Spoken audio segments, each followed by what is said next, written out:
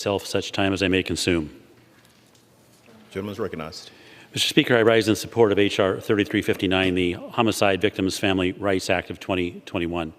This bill creates a process for relatives of homicide victims to request that federal agencies re-review the case of their lost family member once the case has gone cold.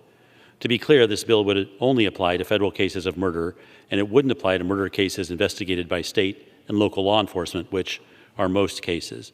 The majority of cold cases at issue under this bill are likely to be cases arising from tribal jurisdictions.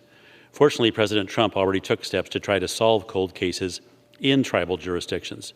In November of 2019, President Trump signed an executive order to create the Operation Lady Justice Task Force. In its first year, this task force opened 7 offices across this country to address the number of missing and murdered Indigenous women.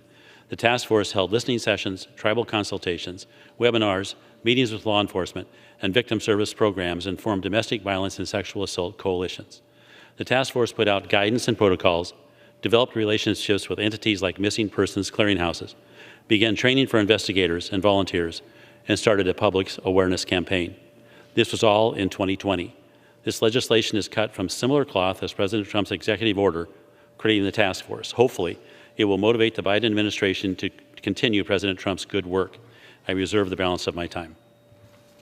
Gentleman from Oregon reserves the balance of his time. The gentlewoman from Texas is recognized.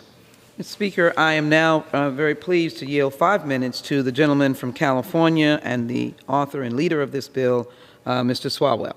Thank you so very much for your very, very astute leadership. I yield you.